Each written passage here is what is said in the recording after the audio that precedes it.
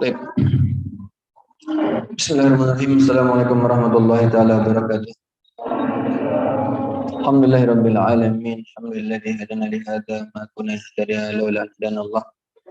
Laqad ja'at rusuluna bil haqq wa nudu an tilkumul jannatu urithuma ma kuntum ta'malun. Asyhadu an la ilaha illallah wa la syarika lahu wa asyhadu anna Muhammadan abduhu wa rasuluh. Alladzi la nabiyya ba'dahu. Allahumma shalli ala Muhammad wa Muhammad kama shallaita ala Ibrahim wa ala ali Ibrahim innaka Hamidum Majid. Wa barik ala Muhammad wa Muhammad kama barakta ala Ibrahim wa ala ali Ibrahim innaka Hamidum Majid. A'udzu billahi minasyaitonir rajim. Qalu subhanaka la ilma lana ma 'allamtana innaka antal alimul hakim. Qala Nabi sallallahu alaihi wasallam inna asdaqal hadits kitabullah wa khairul hadi Muhammadin sallallahu alaihi wasallam. Syarrul umuri muhdatsatuha wa kullu muhdatsatin bid'atun wa kullu bid'atin kama qala wa kullu bid'atin finnar. Wa hikmatu dzalika ay hikmatu lina'muru sabih an shalah. Hikmah menyuruh anak-anak kita untuk salat,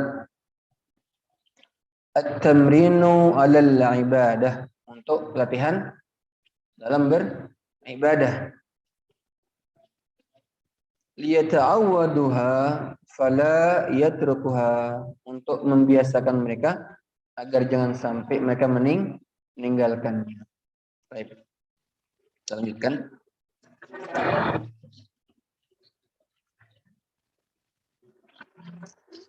Wa yajibu aidan 'ala man marra nahyuhu 'anil muhramat.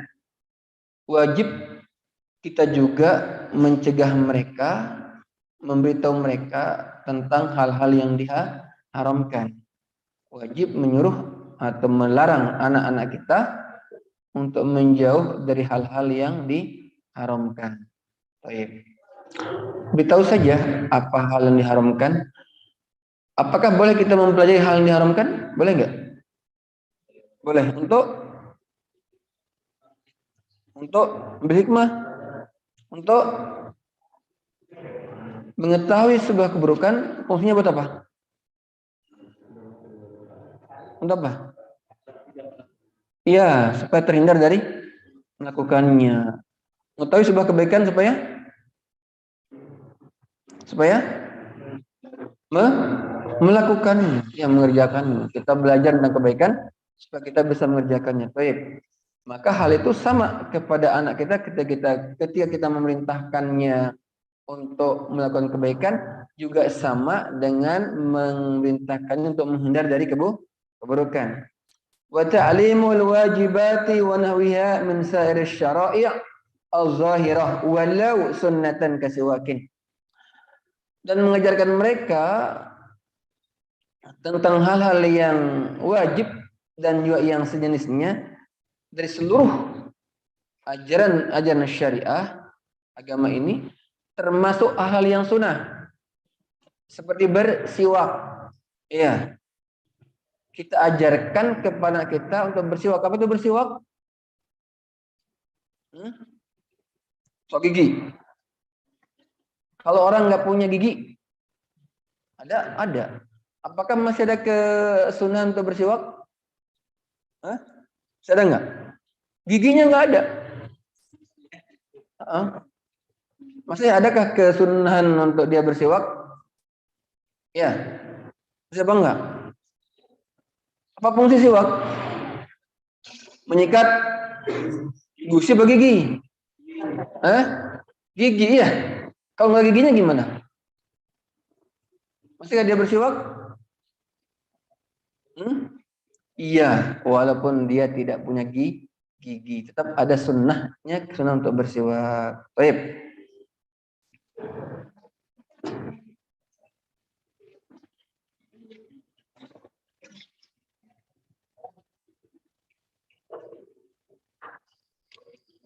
Wa ajratu ta'limu dzalika kal Qur'an. Dan kalau kita serahkan pendidikannya kepada orang lain, pendidikan anak kita serahkan kepada orang lain, maka kita ada tuntutan untuk membayar orang yang mengajar anak kita. Ya. Bisa diambilkan dari harta sendiri atau biasanya oleh orang tuanya yang bayar ya. Baik. Bolehkah seseorang mengajar Al-Quran kemudian dia menerima upah? Boleh nggak? Boleh nggak?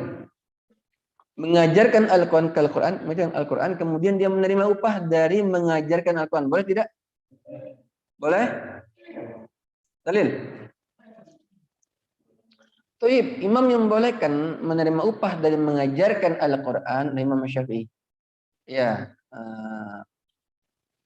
adalah Abdul Haq yang harus dituntut adalah menerima pembayaran dari mengajarkan Al-Quran. Sedangkan Imam Hanafi haram hukumnya menerima upah dari mengajarkan Al-Quran karena sebuah kewajiban. Yang kewajiban itu tidak menerima upah. Adapun Syafi'i sebagaimana hadis yang sahih bahwa ahaqqu ma ajra ta'lim Al-Quran. Abdul Haq kalian untuk menerima upah adalah dari mengajarkan Al-Quran. Dan dengan mengajarkannya orang menjadi paham. Pertama paham cara bacanya, lanjutkan lagi, nggak cuma baca, memahamkan akan ilmu Al-Quran. Ada ilmu Al-Quran, ada ilmu tentang Al-Quran, ada ilmu dari Al-Quran. Maka orang yang mengajarkannya berhak mendapatkan upah. Usah diupah, bayar. Dibayar. Baik. Tambih. Apa tambih? Peringatan. Zakar Sam'ani. Sam'ani adalah seorang ulama, pengarang kitab. Fi zaujatin saghiratin dzati abawai. Pada istri kita yang masih kecil. Ya. Mengingatkan kepada istri yang masih kecil, kan kalau masih kecil itu lebih senang main-mainnya. Ketika Aisyah radhiyallahu anha akan dilamar, itu dia sedang bermain, ada permainan di tangan beliau itu masih kecil, umur 6 tahun ya, masih main-main itu, main-main. Kalau kita mungkin bekel, tahu bekel nggak? Tahu bekel? Iya, Aisyah sedang bermain-main dengan permainannya. Datanglah orang yang diperintahkan oleh Abu Bakar. bawa Aisyah. Aisyah akan dinikahkan. Masih kecil, umur 6 tahun, nah kecil 6 tahun dinikahkan. Baik. Boleh, boleh, tapi tidak langsung digauli. Kenapa? Karena belum haid. Ya. Bolehnya seorang perempuan itu digauli ketika sudah haid. Itu udah sempurna reproduksinya. Baik. Maka kemudian boleh kita menikahi anak kecil, titipin dia di orang tuanya. Nah, ini kita bicara hukum agama, ya kita nggak bicara hukum negara, ya. Baik, hukum negara bisa nyocok, bisa tidak cocok. Kalau di hukum negara masih di bawah umur. Baik. Nah, kalau hukum agama silakan. Aisyah radhiyallahu anha dinikahkan ketika usia 6 tahun oleh ayahnya. Dinikahi oleh Nabi sallallahu alaihi wasallam. Kemudian dititip. Ini masih di mana? Masih di Mekah ya. Dititipkan kepada orang tuanya Abu Bakar radhiyallahu anhu. Nah, kemudian nanti setelah usianya sudah 9 tahun, Aisyah sudah haid, kemudian baru diserahkan kepada Nabi sallallahu alaihi wasallam untuk layaknya sebagai suami istri. Baik.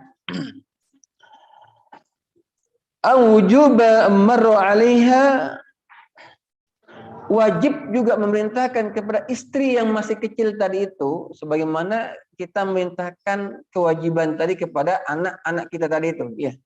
Wajib memerintahkan, hai. Kenapa? Karena belum balik ya, belum balik, jadi belum punya kewajiban untuk melakukan hukum-hukum syariat, memiliki kewajiban. Baik. Hanya wajib memerintahkan. Ketika dia mengerjakan, dapat pahala bagi siapa? Orang tuanya kembali. Ya, nanti kemudian akan dilimpahkan kepada dia ketika sudah haid, ya sudah balik. Baik. Untuk membiasakan dia ketika nanti sudah dewasa, sudah jadi istri beneran, ya, terbiasa melakukan hal-hal yang disyariatkan tadi itu. Baik. Wa qadiyatuhu wujuban darabiha, juga termasuk dampak hukum boleh memukulnya ketika dia sudah sampai usia 10 tahun. Berarti udah 10 tahun dia udah balik kan? Perempuan. Laki-laki belum. Toib. Maka kapan dipukul? Betisnya. Pakai apa? Sapu lidi. Kita kan boleh? Boleh. Yang penting tidak meninggalkan bekas. Itu namanya kekerasan dalam rumah tangga. KDRT. Boleh KDRT? Enggak. Hah? Boleh? Enggak boleh ya. Baik. Walau fil kabirah kama sarha bihi Jamul Islam Ibn al-Mibri. Qala syekhuna wa huwa tahirun zahirun illam yakhusha nusyuzan. Juga terhadap istri yang sudah dewasa. Ya.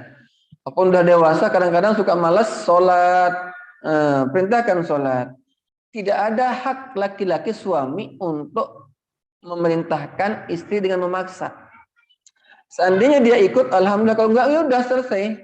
Ikhafillah, kewajiban suami hanya memerintahkan. Tidak ada kewajiban memaksa. Ya. Kalau enggak mau ya sudah. Neng, sholat neng. Bobok wae. Capek atau nyuci wae, nyesel, kayak nada pembantu gitunya. Capek bobo, habis nyuci bobo. Sholat atau udah waktunya ini.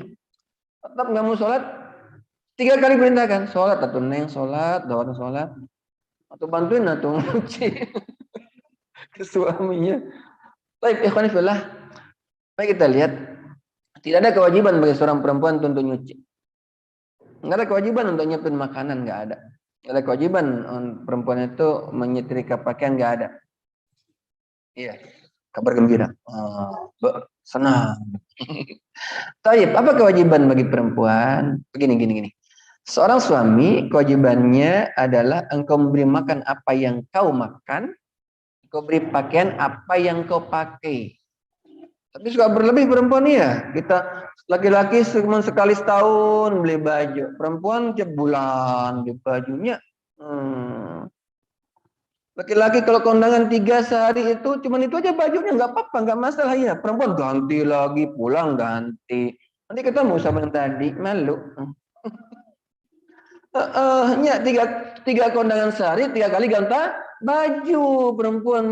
Kalau laki-laki masuk cukup sekali ya.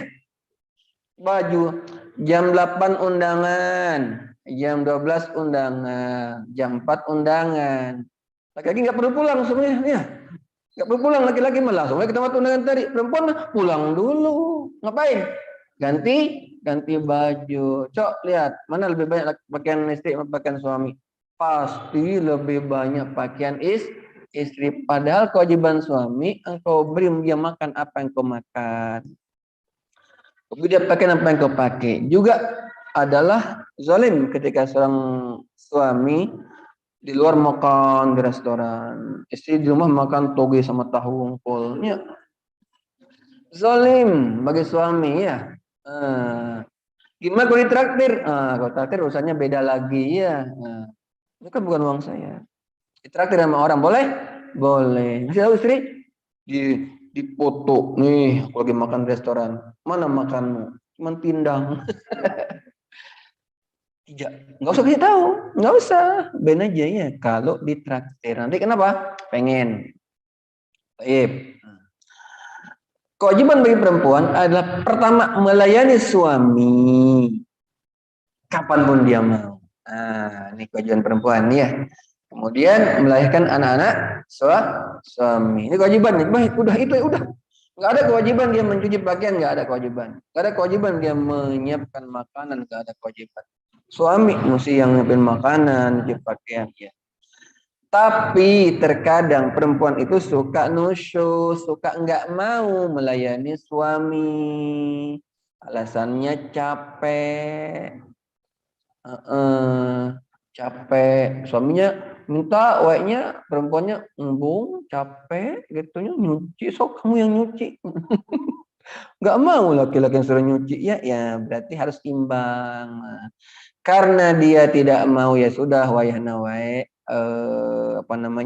nyuci nyampe makanan. Ada sahabat benar ya Rasulullah, sesungguhnya laki-laki itu hebat, kepalanya besar. Ketika dia pergi jihad, maka dia mendapatkan pahala jihad. Ketika dia mati, dia syahid. Ketika dia pulang, dia bawa ghanimah. Kata sahabat ini, bagaimana kami dengan perempuan di rumah? Kata Rasulullah, sungguhnya menyapumu di rumah suamimu itu, menyucikan bajunya, menyiapkan makanannya adalah sama nilainya dengan jihad fisabilillah. Insyaallah. Jadi perempuan tuh nggak usah jauh-jauh nyari surga, nggak usah. Cukup di rumahnya saja. Menyapunya dia di rumahnya, menyucikan pakaian suaminya, menyiapkan makan suami dan anak-anaknya adalah nilainya sama dengan jihad fisabilillah, sama dengan berperang di jalan Allah. Insyaallah. Luar biasa. Luar biasa. Baik. Selesai bahasan tentang sholat. Sekarang kita masuk kepada rukun-rukun sholat. Belum. Syarat sah sholat. Faslun fi syurutis sholat. Pasal pada pembahasan tentang syarat-syarat sholat.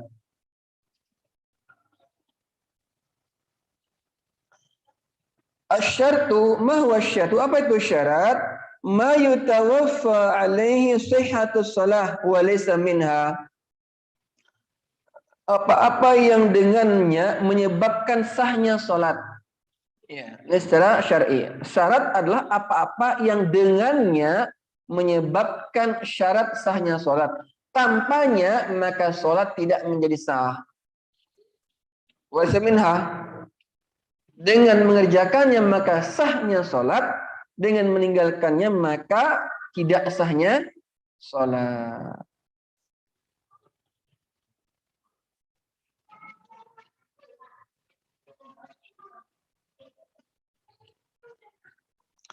Wa qaddimat asy-syurutu 'ala al-arkan li'annaha aula bit-taqdim. Dan dikedepankan syarat-syarat salat itu lebih dikedepankan daripada rukun-rukun salat. Kenapa? Karena aula, lebih utama untuk diketahui. Syarat sahnya salat lebih utama untuk diketahui daripada rukun-rukun salat. Baik. Idza syartu ma yajibu taqdimuhu 'ala shalah wa istimraruhu fiha. Maka apabila syarat adalah satu hal yang wajib dikedepankan atas salat, wa istimraruhu fiha, dan harus selalu ada padanya. Ya. Jadi kalau syarat suatu harus selalu ada. Sedangkan rukun boleh ada, boleh tidak, tergantung kewajiban. Baik. Tentu maksudnya kemampuan. Sudah dijelaskan kemarin. Takbiratul ihram, berdiri itu bagi orang yang mampu. Kalau enggak mampu berdiri boleh duduk. Ini rukun. Kemudian setelah berdiri apa? Membaca. Itu sunnah itu membaca. Sunnah itu membaca Al-Fatihah. Wajib membaca Fatihah itu ya. La sholata illa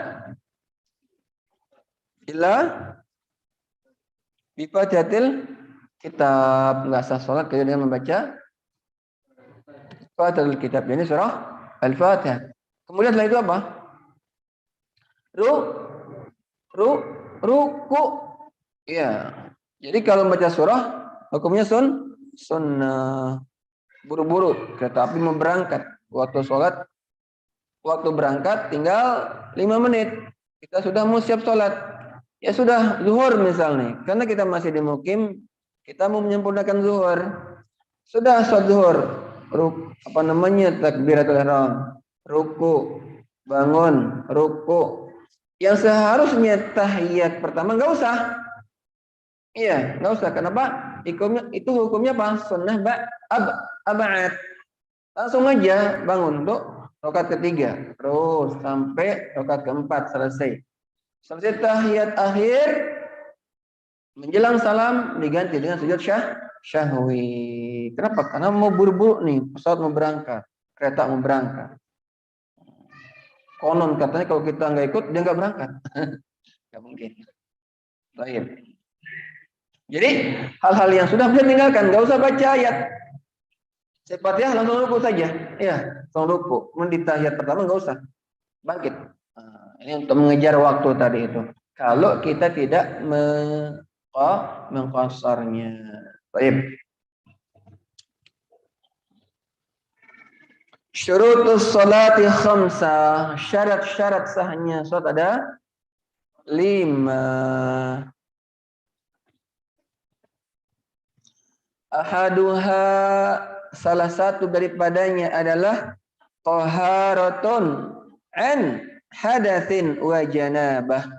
Yang pertama adalah bersuci dari hadas dan junub. Mana Kiki? Awat.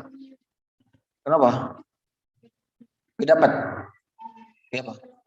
Ajar. Hah? Ngapain? Nggak bisa ikutan. Biasa banyak tanya. Baik. Yang pertama adalah taharatun an hadatsin wa janabatin. Yang pertama adalah bersih atau suci dari hadas dan janabah. Baik. Apa yang menyebabkan janabah?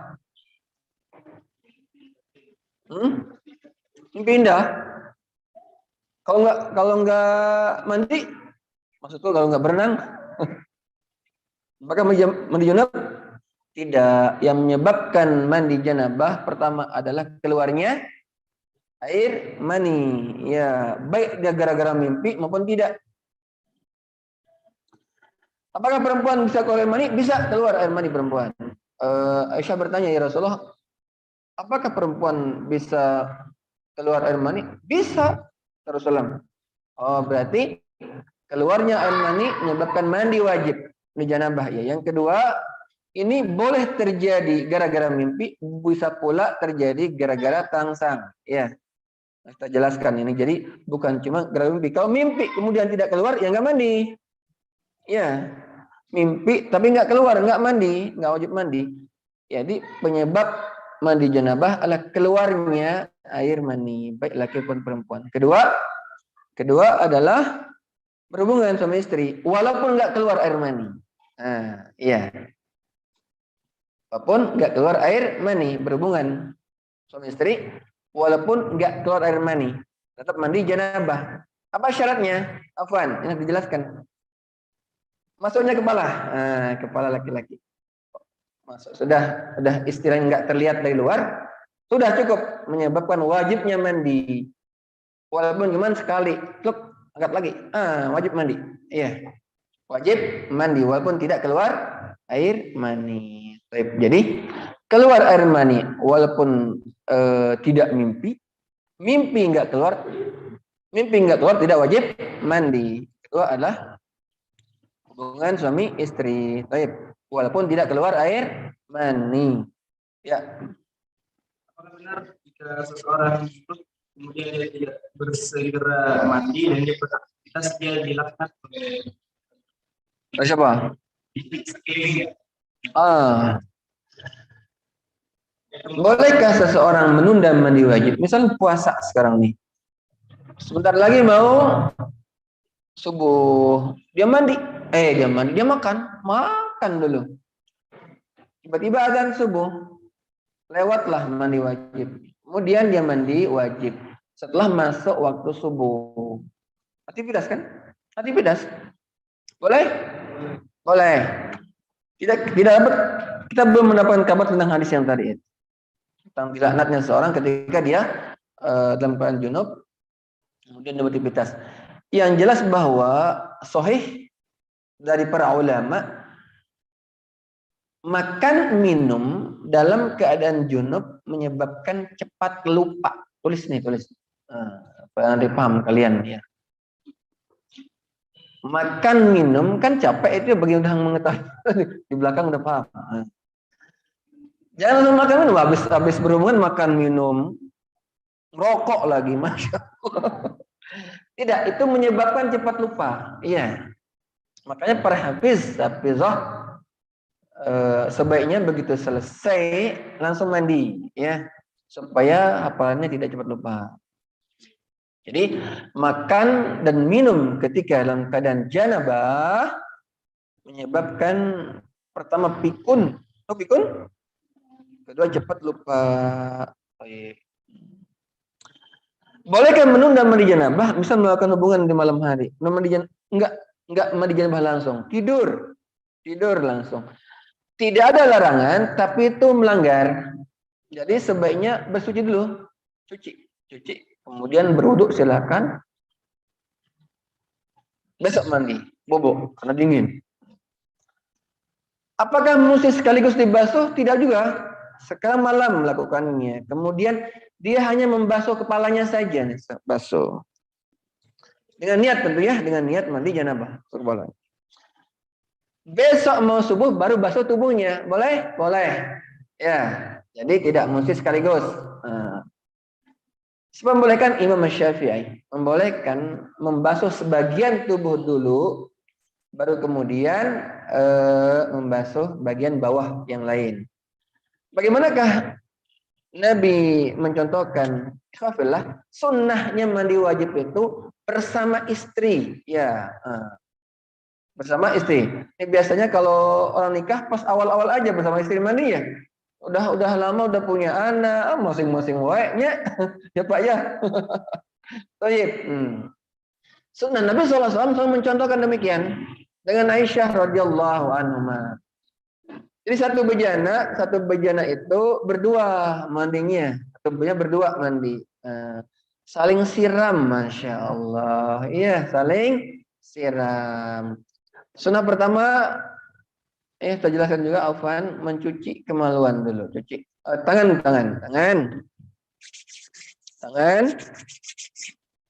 sampai Rasulullah itu menggosokkan tangannya di tembok.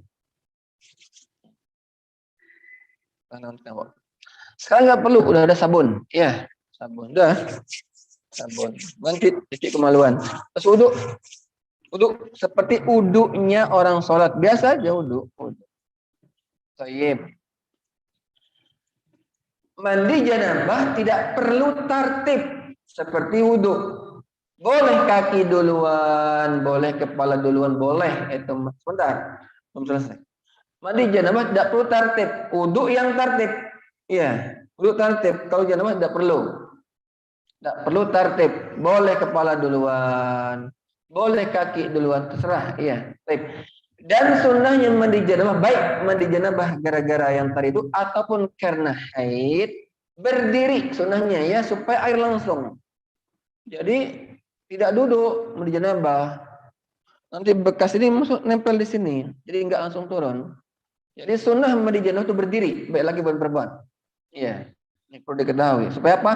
Begitu air yang jatuh langsung turun. Iya, turun, mengalir. Tidak ada halangan ketika duduk kan terhalang sama paha. Iya. Jadi nggak langsung jatuh. Tidak. Jadi sunnah ini sunnah, nggak wajib. Iya. Nabi mencontohkan Aisyah radhiyallahu anha mandi janabah sambil berdiri. Iya. Thayyib. Suami istri saling istri menyendokkan buat suami akan terbina kasih sayang yang abadi insyaallah. Iya, sunnahnya demikian, berdua suami istri mandi. Thayyib. Pertanyaan sekarang, apakah mandi janabah telanjang gitu ya? Thayyib. Sunnahnya tidak telanjang, ada kain basahan. Ada kain basahan, termasuk juga mustinya kita kalau bisa, kalau dimudahkan. Walaupun mandi biasa harus ada kain basahan. Baik. Ngaruh pada ketika ada orang mengucap salam, kemudian kita dalam keadaan janab mandi ataupun enggak mandi tapi telanjang, tidak boleh jawab salam. Ketika kita di dalam kamar mandi atau di kamar kita misal ini, tapi bukan telanjang, ada orang mengucap salam, enggak boleh jawab salam. Harus berpakaian dulu baru jawab salam. Iya, ngaruh ke situ. Maka kalau bisa, kalau dimudahkan, kalau mudah, maka mandi janabah itu harus ada kain basahan. Paham ya? Baik lagi bagi perempuan kalau dimudahkan.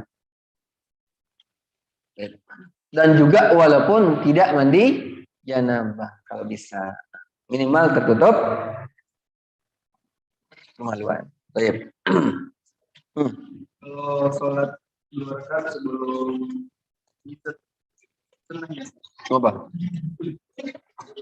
Belum melakukan? Ada dalil? Ada dalil. Yang sunnah adalah ia berwudu. Perempuan duluan di kamar. Yang sunnahnya ya ucapkan salam. Assalamualaikum. Waalaikumsalam. Pertama sedang mencium keningnya, kemudian cium pipi. Kemudian berdoa, Allahumma jannibis syaitan wa jannibni bisyaitan warzaqnahu. Dan kalau ingin anaknya tampan, baca ya musawwir 10 kali. Ditulis nggak nih? Masya Allah nggak ditulis, nanti bingung lagi nanti. Ya, Allahumma jannibis syaitan wa jannibni bisyaitan warzaqnahu. Ya Allah, jauhkanlah hamba dari syaitan dan jauhkanlah syaitan dari diriku. Tadi kita menjauhkan, kemudian setan dijauhkan. Ya, ya Allah, jauhkanlah hamba dari syaitan dan jauhkanlah syaitan dari diriku. Warzaqnahu, dan berikan kami rezeki dari hubungan ini. Ya, artinya supaya diberi anak. Kemudian sunnah membaca ya musawwir supaya anaknya tampan. Ya tuh Hamzah Amar tampan kan? Bukti. Dijawab kan sama Allah. Lihat, Dainara, cantik nggak? Supaya anaknya tampan, cantik, baca ya musawwir 10 kali. Wazat yang memberi rupa, wazat yang memberi rupa, wazat yang memberi rupa. Baik. Oke, jelas. Awal, banyak. Yo.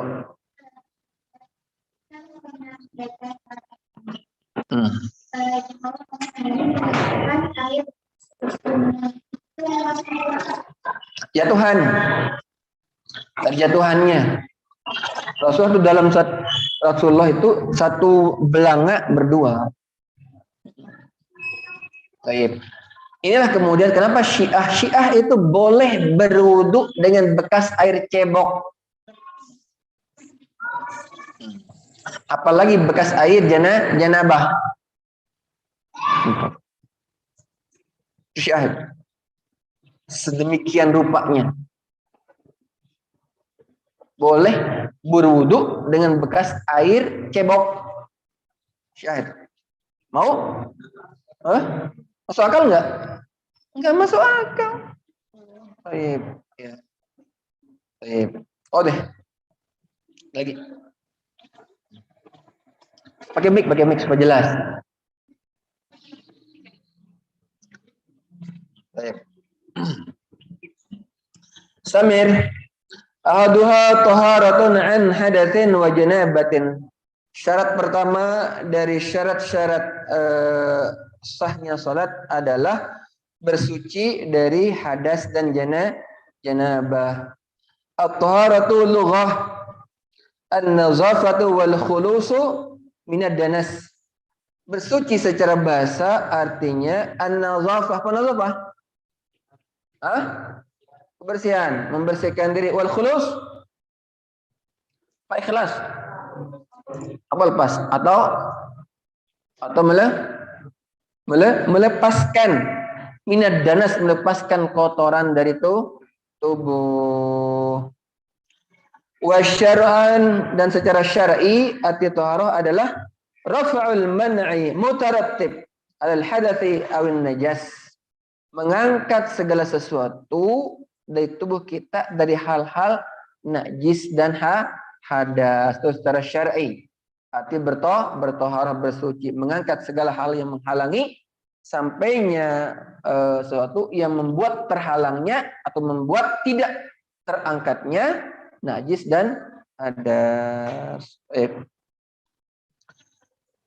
Fal'ula, syarat pertama dari taharah sekarang ini ya. Tadi syarat pertama dari sahnya salat adalah bertoharah. Sekarang syarat pertama dari sahnya taharah, bersuci.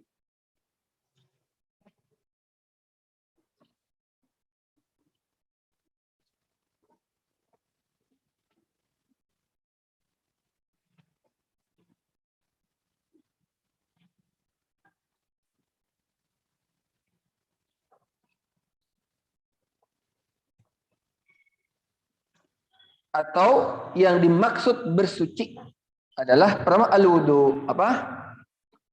Wa huwa bidhammil wawi, dengan mendomakan wawu. Kalau menasabkan wawu namanya alat yang dipakai berwudu. Kalau mendomakan wawu artinya berwudunya itu sendiri. Ya. Isti'malul ma' fi a'dha'i makhsusatin biniyah, yaitu menggunakan air untuk membasuh anggota khusus dari wudu dengan niat. Jadi wudu itu menggunakan air, tidak bisa menggunakan yang lain. Adapun debu itu untuk tayamum, bukan untuk wudu. Ya, jadi wudu hanya memakai air saja.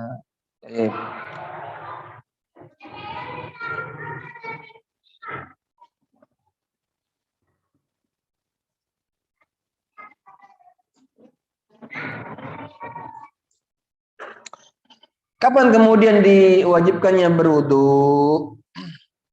Wa kana ibtida'u wujubihi ma ibtida'i wujubil maktubati lailatul Isra.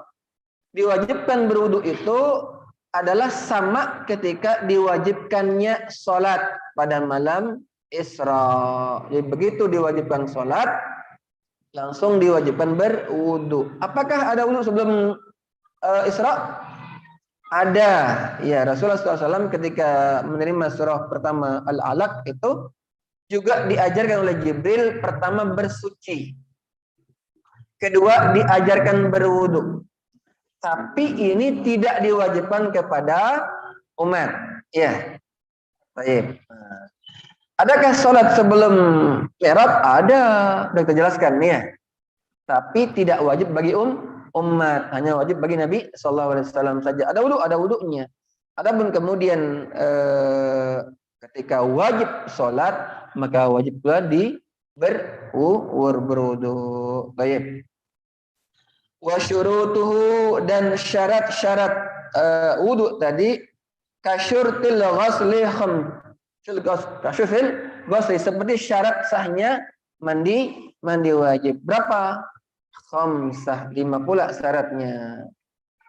Syarat sah wudu. Yang pertama, sudah ya? Lanjut.